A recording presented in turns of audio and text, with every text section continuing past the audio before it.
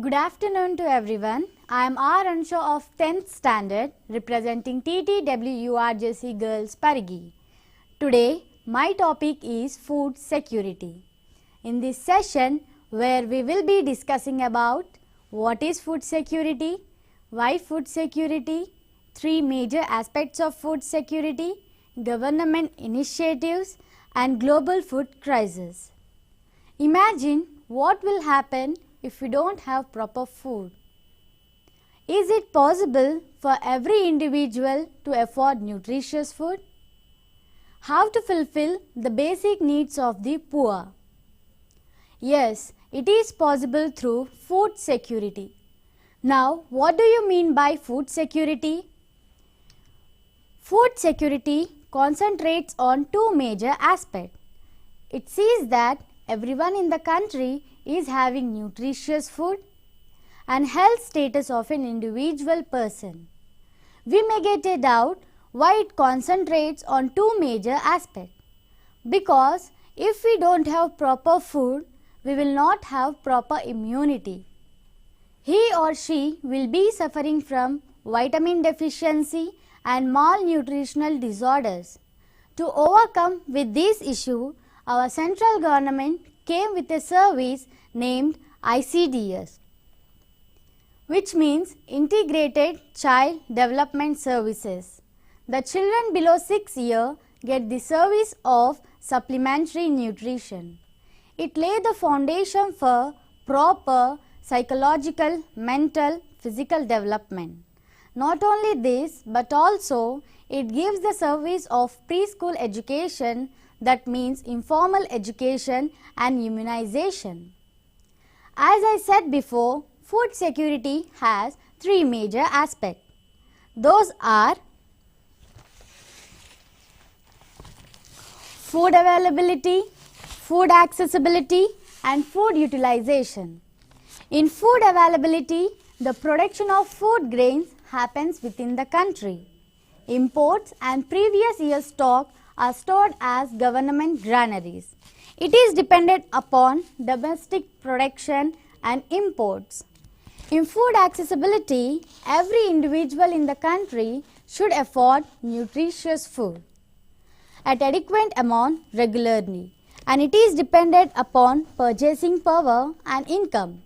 Whereas in food utilization, the consumed food will show the positive impact on the body. It is also largely dependent upon food safety. When these three major aspects function in a proper way, it ensures that there is permanent and durable access to food, and that is known as food stability, and it is dependent upon the price fluctuations. Let us have a look at government initiatives. Government initiatives are at both state and central level. In central level, we are having three major schemes. Those are NFSM, NFSA and AAY. Do anyone have any idea about these abbreviations? No worries, I will let you know. In central government, NFSM means National Food Security Mission. It is sponsored by central government in the year 2007. The main aim of this scheme is to increase the production of food grains such as cereals, pulses, wheat, commercial crop and etc. The main motive of this scheme is to restore soil fertility, productivity and agroeconomic level. Next we are having NFSA, that means National Food Security Act. It was launched in the year 2013. The main motive of this scheme is to provide subsidized food grains to the people through TPDS. To know about TPDS, we have to know about PDS and how it works. PDS indicates Public Distribution System. As we all know, farmers are the producers of the country. They grow various type of crops in different parts of the country. After harvest, they sell the food grains to the central government with a price called MSP, that is minimum support price. It is given by the central government on certain agricultural products.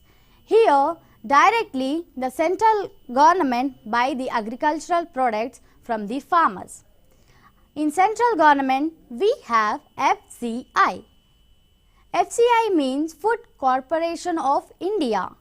It was established in the year 1965. It plays a major key role in food security. FCI maintains a buffer stock. Here we have to know the significance of buffer stock. Buffer stock is also known as public stock. Every year the buffer stock, some percentage of food grains will be stored in the under the government godowns. If any natural calamity occurs, whether it may be drought or floods, what will happen? Automatically the food grains production will be decreased. Then it leads to the shortage of food and increasement in the price. Then individual in the country will not afford to eat. It majorly leads to the food insecurity. To overcome with this problem, our central government maintains the buffer stock, and I think you knew about the significance of buffer stock. Next, the central government allocate food grains to the state level government with a price called central issue price. And with this price, every individual in the state will afford to eat. After that, state level government distribute food grains to the fair price shops. In our words, we will call it as ration shops. As we all get food from the ration shops, right? And that is known as fair price shops. And next, in PDS system, we are having two types of system, that is RPDS and TPDS. RPDS means revamped public distribution system, whereas TPDS means targeted public distribution system. RPDS is launched in the year 1992, whereas TPDS launched in the year 1997. RPDS motive is to provide subsidized food grains to the people in backward areas, whereas TPDS, it only provides subsidized food grains through in only targeted areas. In Food Security Act, as I said, the people receive food grains through TPDS. And also under this act, out of 100% population, 75% are from rural areas and 25% are from urban areas. They receive per month 5 kg of food grains, that is at a rate 3 rupees per kg rice, 2 rupees per kg wheat and 1 rupee per kg millet. And also it supplies the service of, for the children who are 6 years to 14 years, they receive the free hot meals, and we can call it as free ration shops. And next we are having AAY scheme, that is Antyodaya Yojana scheme. It was enacted by former Prime Minister Atal Bihari Vajpayee. It was after conducting a survey at state level. If a family is categorized under below poverty line, they receive a unique card, that is Antyodaya ration card. This card acts as an identification for them to receive the food grains. And also in our words we can call it as PDS card. In ration card system, we are having two types of card. If a family is categorized above poverty line, they receive whether pink, yellow or blue card. If a family is categorized below poverty line, they receive a white card. In this scheme, if a person is disabled or widows or senior citizens are eligible for this.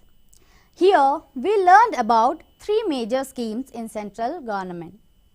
Next, let us have a look at state level initiatives.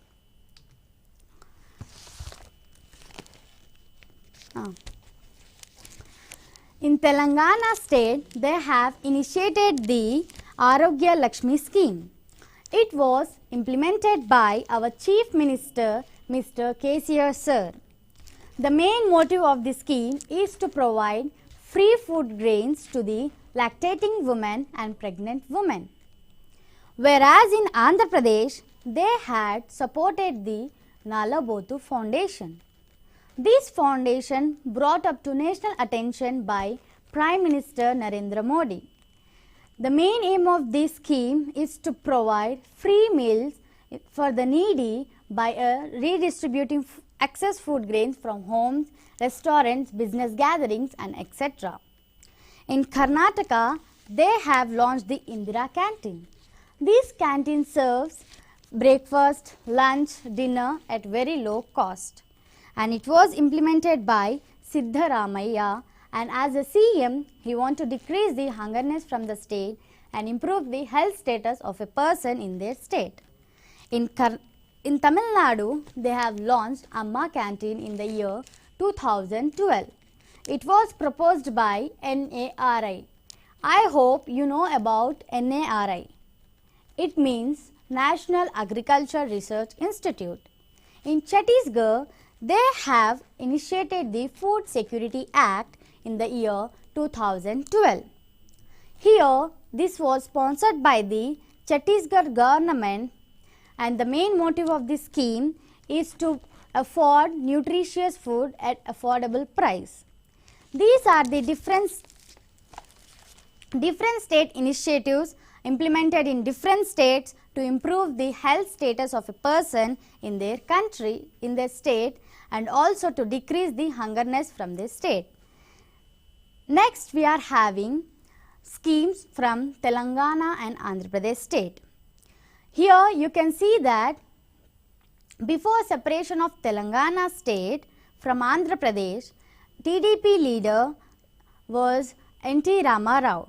He implemented a scheme when he was in the power, that is rupees 2 per kg rice.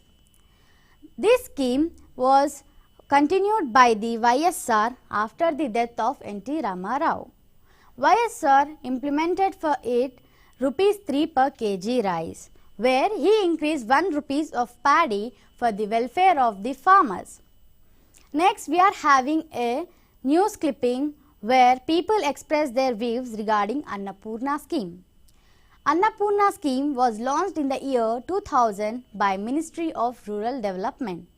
Later in Telangana, it was implemented by our Honorable Chief Minister KCR Sir in the year 2014 by supplying 5 rupees per meal, and after GHMC started in the Hyderabad state with 8 centers. After that, it was expanded throughout the state. Recently, in lockdown period, the migrant received free meals from the Annapurna food scheme. Let us have look at this slide. What do you notice from this? Here we can notice that a Ukrainian boy is having grass instead of food. Here by this slide we can understand the food crisis in Ukraine. After seeing this slide, you may have noticed that or understand that I would like to speak about Russia's and Ukraine food crisis.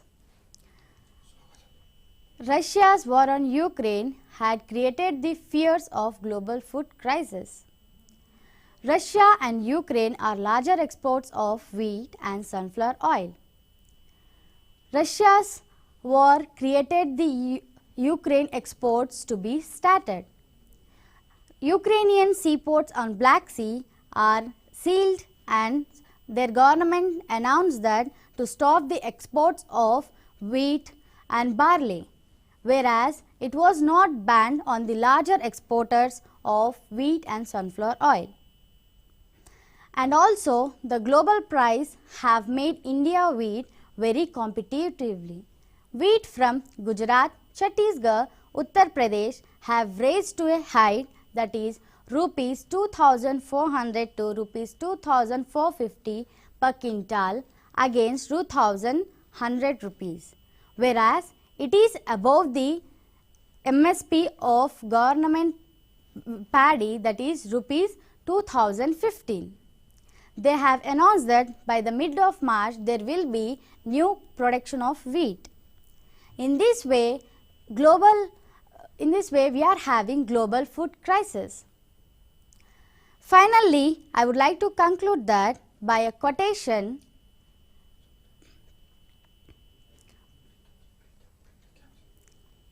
Before that, I want to review that what we have learned from today's topic. We have learnt about what is food security, its importance, about ICDS scheme, central government initiative, those are NFSM, NFSA, AAY, next PDS system and its types and how it works, and about significance of buffer stock, about ration card system, that is about Antyodaya Yojana scheme, initiatives at state level that we have seen in Telangana, Andhra Pradesh, Karnataka and Tamil Nadu and also Chhattisgarh state, and we learn the different major schemes that were implemented in Andhra Pradesh and Telangana state, and a current global food crisis.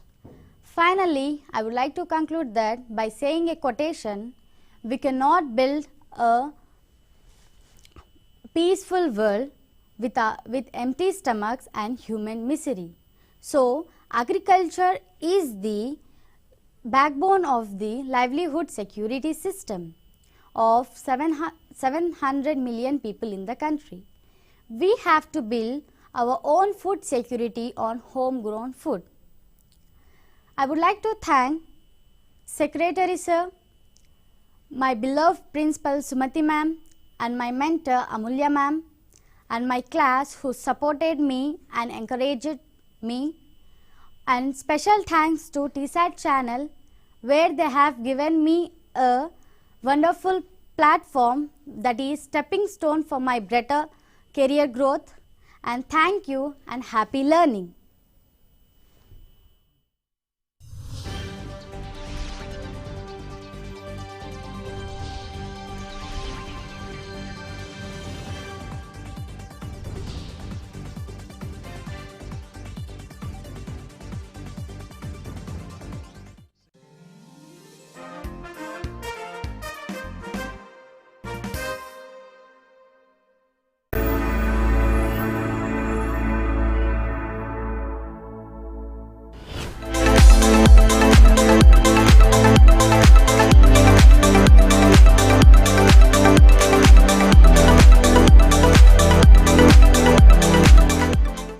First question starts now. Which is the most peaceful country in the world? Option A, Finland. Option B, Iceland. Option C, New Zealand. Option D, Ireland. Your time starts now.